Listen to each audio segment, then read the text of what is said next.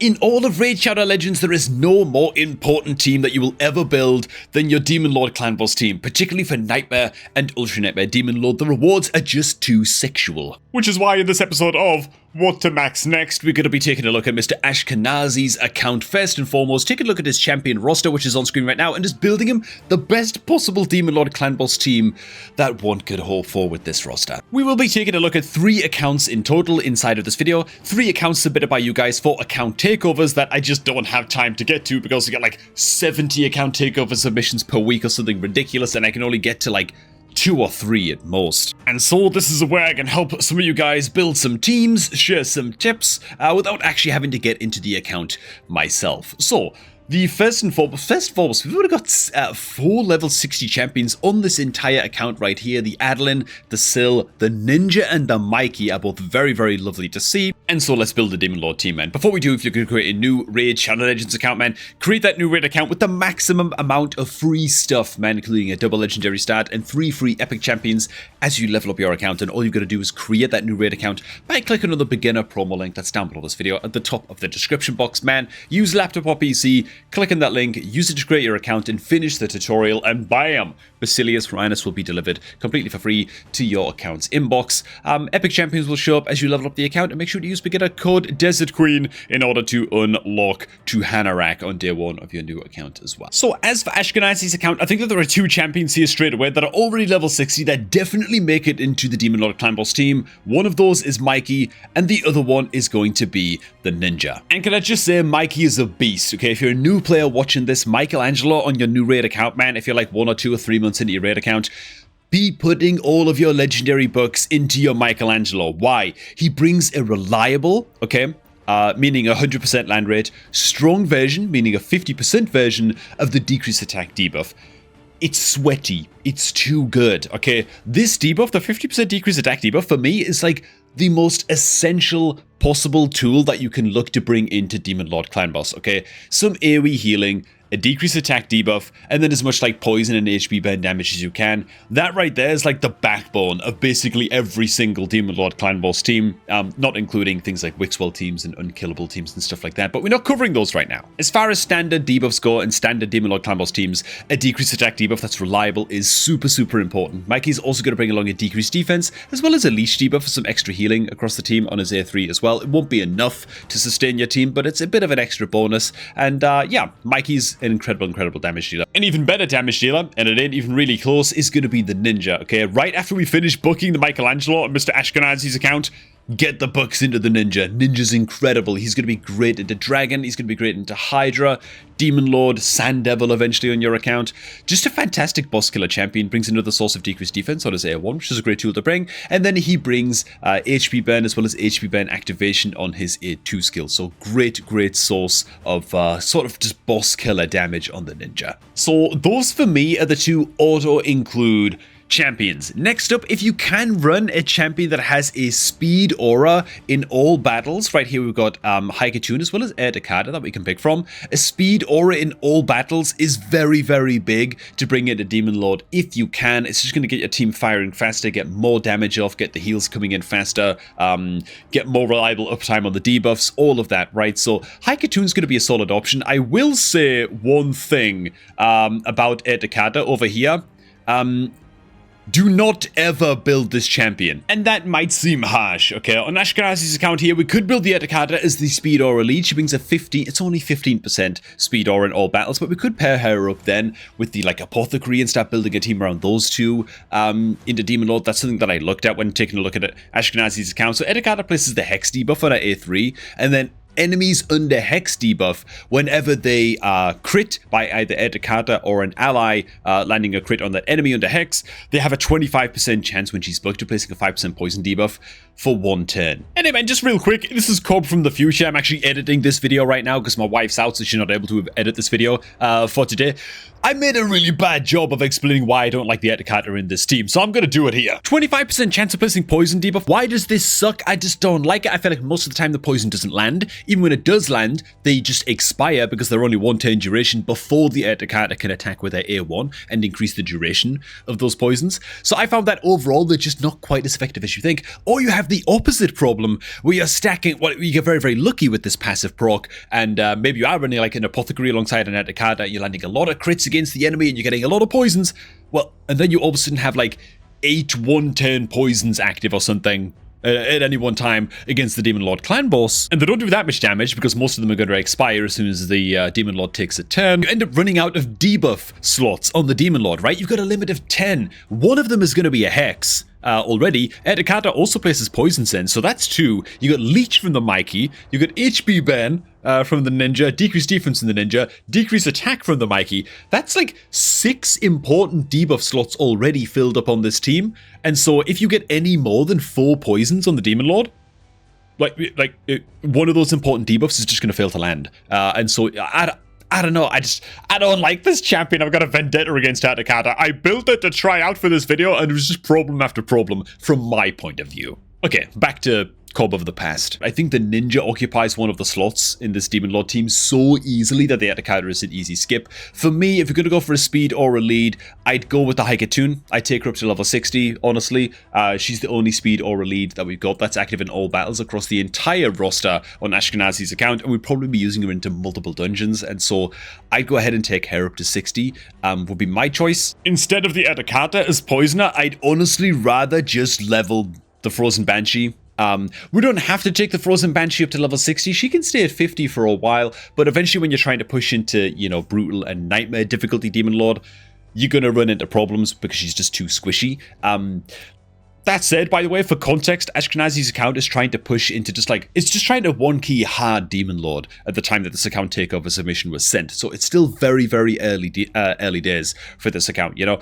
So we can hold off on leveling the Banshee. Maybe we find a better Poisoner, you know, in like the next month or 2 on the account, we can take that Poisoner to 60 instead, a Corvus or a Masilak Priest Orn or something like that, you know. But the Frozen Banshee is a great red champion to take up to 60 eventually if we have no other choice. And then finally, we just need a bit more healing for this Demon Lord team. It could be the Demitha, it could be the Aox. Honestly, I think I'd slightly prefer the Aox only because I feel like he's got more use across many different areas of the account, including stuff like Ice Golem and stuff. And so this right here would be the Demon Lord team that I would run. Again, with special stress on not rushing the Frozen Banshee up to 60. I take her up to 60 last out of the 3 champions that we've just recommended here to take up next. She places Poison Sensitivity on a A3, which is great, and then she places a double hitter.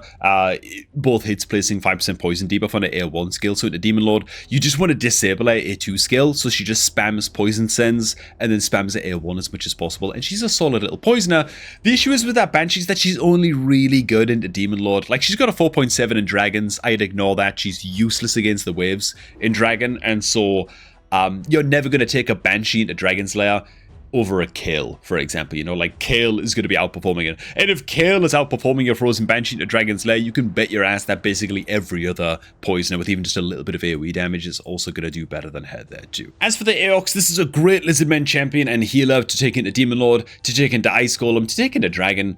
He's a solid champion, man, because a double hit at A1 with a chance of placing Poison. It's only a low chance, but it's fine. It's a bit of something extra to synergize with the Frozen Banshee. He brings a heal on a 310 cooldown on his A2, which is bloody lovely, and then on his A3 places a decreased attack debuff on all enemies for 2 turns. And also, if you've got a chance of decreasing the enemy's turn meter, you also can place a decreased crit rate debuff on the tanker for 2 turns if they have 50% or more turn meter after the turn meter decrease. Because you can't decrease the Demon Lord's turn meter, means you actually can't place this decreased crit rate debuff against Demon Lord, but it will work out and help you out into bosses like Ice Golem and stuff like that as well. So he's a great AoE sort of crowd controller support or damage reducing support. Also on his passive, increase the duration of 2 random debuffs on the attacker by 1 turn when attacked. This is a great passive, man. This is amazing for just keeping max uptime on your decreased attack debuff, for lengthening the durations of poison debuffs on the Demon Lord. A very good support to complement Frozen Banshee. And this right here is that very team in action against Ultra Nightmare Demon Lord Clan Boss on my own account, right? The Frozen Banshee, the Ninja as damage dealers, the Haikatun as the aura lead. You can see she's sitting in the middle there, as well as the Aox offering heals and just helping to maintain the decreased attack debuff just in case the Leo fails to land it, but he's helping out with heals and with poisons on his own A1. And the Mikey's going to take care of decreased defense, bit of damage, and another source of decreased attack debuff, and the leech debuff as well. Now, there are a few champions on this team that don't have masteries farmed, but I've also got to say that a lot of these champions have like 4 or 5-star souls, so they're very, very strong on my main account. My point here isn't to show you a crazy Ultra Nightmare Demon Lord Clan Boss team that's gonna be able to farm Ultra Nightmare Demon Lord, because it's not. Realistically, like, I've got quite a developed account. My Great Hall is quite well built. These champions are awakened. A lot of them are empowered and stuff like that. And so, and they have great gear, you know. But what I want to, like, the point I want to make here is that this team is more than capable of probably 1 keying brutal difficulty without much problems, and at least 2 keying nightmare difficulty, even on an early game or like early mid-game account. It's going to get the job done and help Mr. Ashkenazi progress up into a point where maybe you can think about 3 keying Ultra Nightmare Demon Lord one day. And of course, you can eventually try and replace the Haikatoon and the Frozen Banshee in particular with better options, better poisoners, better increased speed boosters than the Haikatoon, she's really only bringing the speed aura and the increased speed buff. Hopefully there are going to be better options in the game that you can find, like Elva and stuff like that, you know, that you can replace her with over time as well. So this is the squad. The damage finishes off, honestly, in a pretty good place, especially given that this is Force Affinity Demon Lord that we're attacking into right now, and both the Banshee and the Ninja, of course, are Magic Affinity, meaning that they're missing a lot of their debuffs throughout the course of the fight, and they're weak hitting a lot throughout the course of the fight. That said, skipping on a little bit, man, towards the end of the fight, as things are sort of coming to a close, you can see we survived for a good amount of boss turns, 28 boss turns, with about 35 million damage done, which is about half of the damage that we need to 2-key Ultra Nightmare Demon Lord. And again, these champions are way, way overtuned and way more powerful than what Ashkenazi on his account is going to have access to, but should be able to form the backbone of a pretty good Demon Lord team. Alright, man. Finally, on to the next account. The account of Mr. Kale Run. So this is just a very, very early game account in which we are looking to start building out our very first champion teams. Our level 60s only include a batch of 6 level 60 champions right here. I'd say that we've done a pretty good job of leveling up good champions so far. The UDK is great. Miscreated Monster is a fantastic, fantastic epic champion for just boosting survivability, especially in areas like Spider's Den and Ice Golem. Great stuff. Kale for poisons. Wukong will always find long-term value in Arena. Mikey's great, and the Alice is obviously fantastic. And so all I'm going to do for this account is what I do in most of the past episodes of What to Max Next, which is pick 3 champions that I would max up next, sort of like a priority list of just things to work on next for Mr. Kale Run's account. Right, because we are missing some basic tools here. One of them that we are missing is an increased speed buff. And so first and foremost for me, the biggest tool that we are missing is an increased speed buff. Whenever I see that a Haikatoon hasn't been taken, where is the Haikatoon? Where's the Haikatoon? We didn't chicken the Haikatoon, did we, Mr. Kale Run? Kale Run, tell me we didn't. Either which way, though, my very first pick is, of course, just going to be the Apothecary. This is a fantastic red champion. He doesn't bring a speed aura like the Haikatoon, but we have options for that that I'm going to point out next as like my next pick. But for me, I just take the Apothecary up to 60. We're going to use him everywhere. Like, literally everywhere. I think the Demon Lord team included. Yeah, it's difficult to think of an area of the game where we're not going to be needing a 30% increased speed buff. So for me, the Apothecary would be the very first pick. Next up, we've only got 1 Poisoner with the Kale at max level right now. We've got the option of building the Stock here. I tell you what, I'd build Stock the Broken as the next champion right away after the Apothecary. The only reason that I build the Apothecary first before Stock is simply because the Apothecary is a rare champion and we've already maxed up a few legendaries here, which you're going to be careful of. When you're in the early game of Raid, the chances that you've got enough legendary books to go around to book up a whole bunch of legendary champions is quite slim. And so I'd fully book up first the Michelangelo on this account, and then I would go straight into the Stock on this account.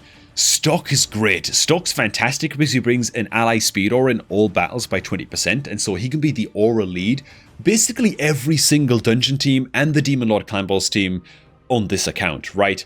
That's awesome. He also brings all kinds of healing on the team as well. Double continuous heal buff here on his A3, which is on a 310 cooldown once it's fully booked. And then he places double poison as well on this skill. So he's a poisoner and a healer, and he brings poison activation and continuous heal activation as well on a double hitter on a 310 cooldown on his A2 as well. So he's really doing a lot in terms of healing, poisons, speed aura in all battles. He's going to pop off in Dragon, where poison is very effective. He's going to pop off in Ice Golem, where heals and poisons are also very effective. The only dungeon where he's not going to do an incredible job is like, what, Spider? I guess. He's not going to be amazing into Fire Knight either, but the speed aura still might be useful at like the early stage that this account is at, you know? Demon Lord Clan Boss, he'll basically never be replaced, or it might take years to replace him in the Demon Lord team, you know, so Stock the Broken for me would definitely be the number 2 pick to take up next. And finally, and speaking of Fire Knight, which you touched on just briefly, yeah, I would take up the Farrakhan. After that, Farrakhan is an incredible champion, man. The Farrakhan is going to help us out with his ally attack skill into Fire Knight, especially because we've also got a Cold Heart that we can then build right away after the Farrakhan, right? That would be like my 4th pick. I'm only picking 3, but if I was going to pick 4, it would be the Cold Heart after that, after the Farrakhan. The Farrakhan's going to be great. He can also find a home on the Demon Lord Clan Boss team as well, because not only does he bring a big old ally attack skill on his A3, but he also brings poisons and HP burns on his A2 as well, which then Stock the Broken is going to increase the duration of with his A1 and activate with his A2.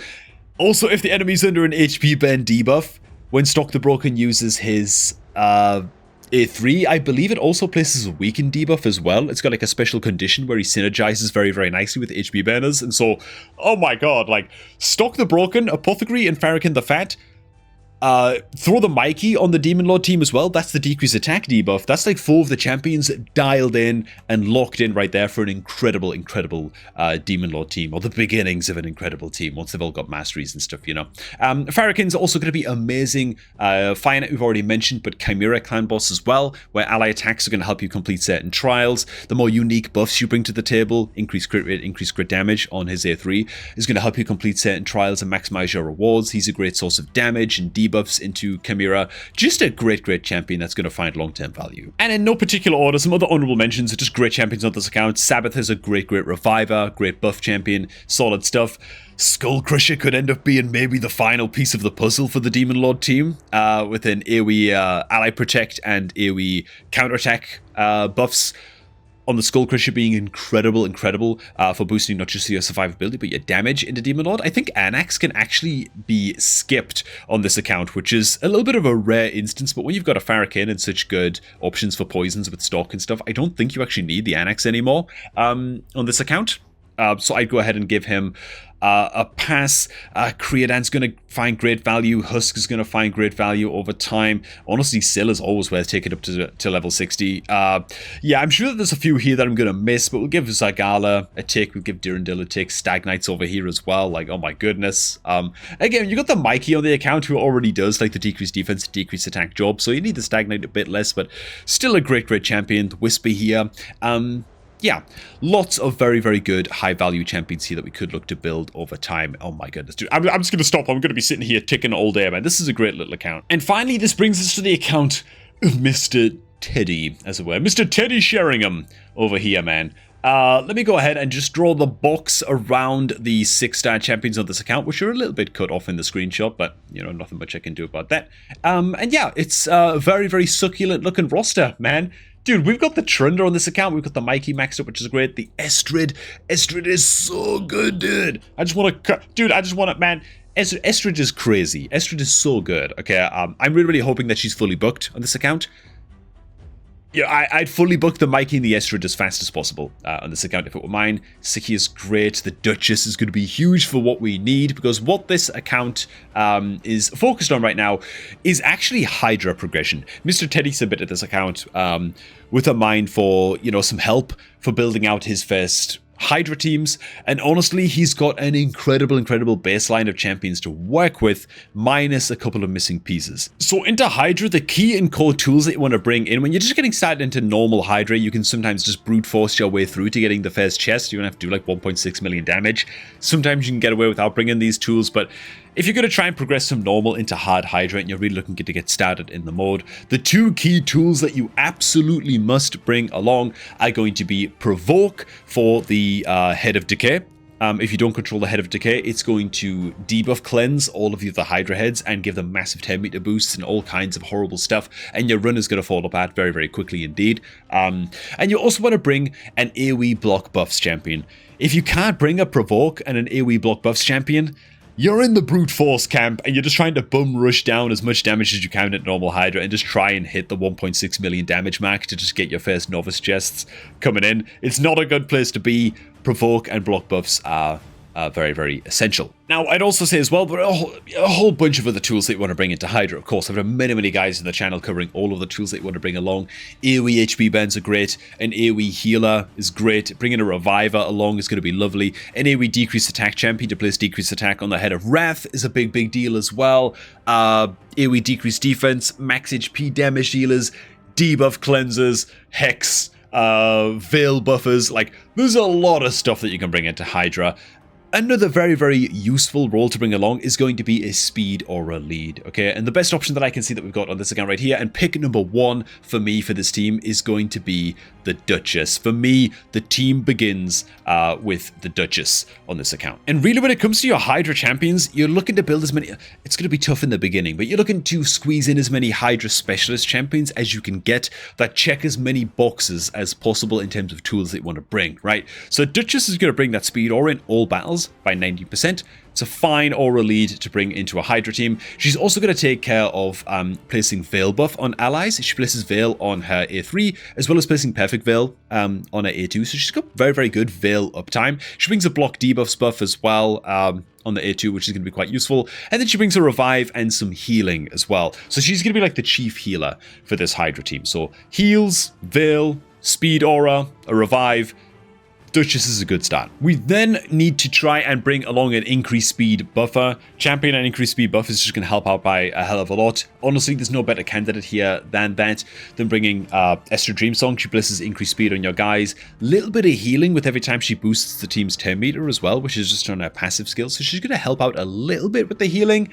There might not be enough healing on this team, and we might have to sub out the Estrid with Elva, if that's the case, but the Elva isn't built yet on this account, so I'm leaning towards just try and make the Estrid work. If the Estrid doesn't work and it's not enough healing, then we can go ahead and run the Elva instead. I suppose that's just an option I want to put out there. And we could also run the Mikey on the team as well to take care of decreased defense and decreased attack. So these three champions right here for me would start off sort of the backbone of the team.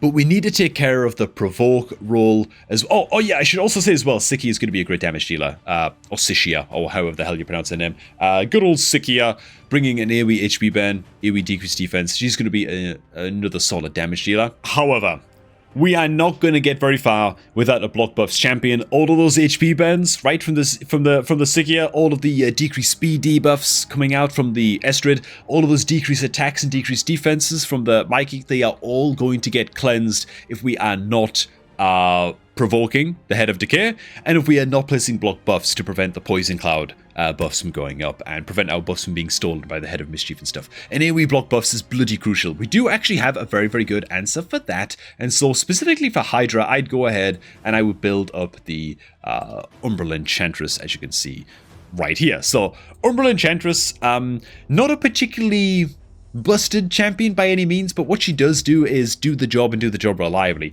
Because she is void affinity, she doesn't have any risk of weak hitting into the Hydra heads, which, you know, if you're running like an Ugo or something, you can have that risk of one of the heads being force affinity and the Ugo just weak hits with the block buff skill, and now you're in a lot of trouble, right? Because all of a sudden Poison Cloud's going to go up on that head, and it can lead to some issues. Ugo's still a fantastic champion, obviously, but Umbral doesn't have that weakness. She brings an attack all enemies on the A2, 100% chance buck to placing block buffs for 3 turns. So very, very reliable stuff. This is, however, her only job into Hydra. You can't let her use the A3. You have to disable this in the team presets manager menu thing, because while it is an attack all enemies, it's 100% land rate provoke, and it's a provoke that lasts for 2 turns. It's so great.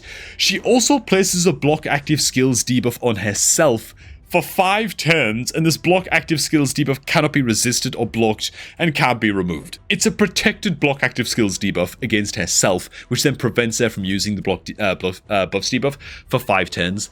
That's a problem.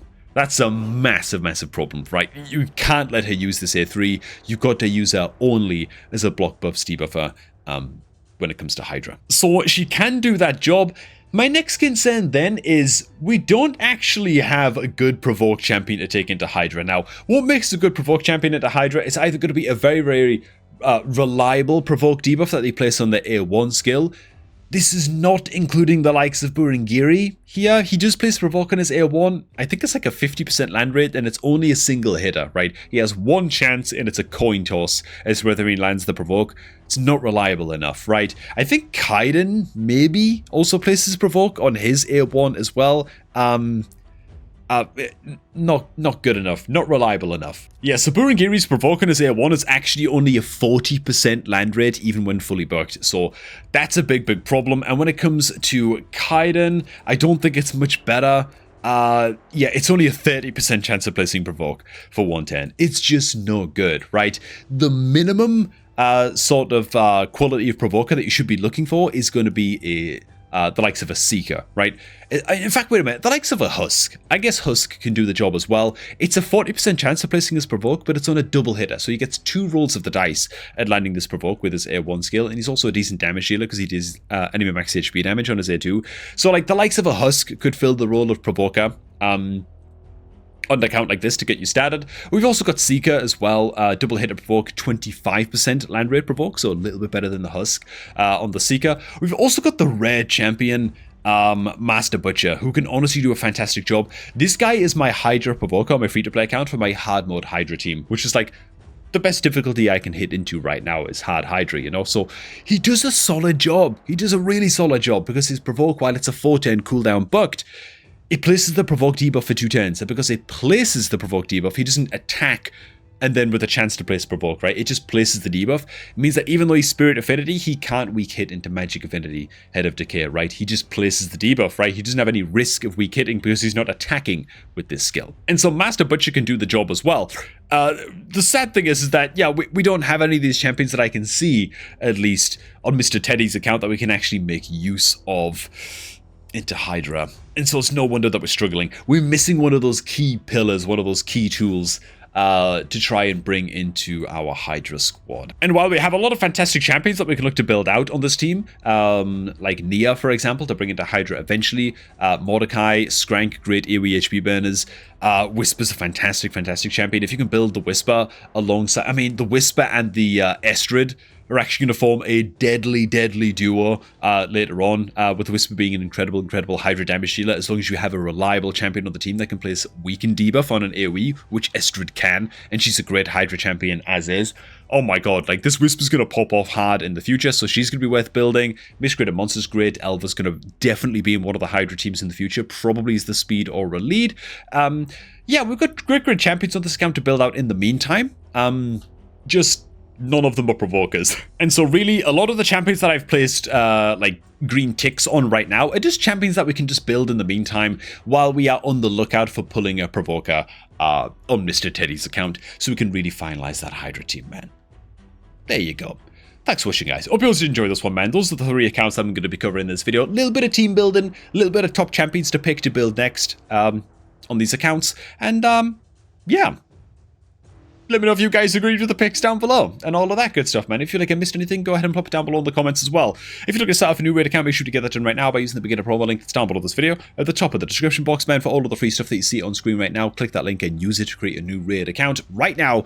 And I am going to catch all of you guys just a tad bit later, man.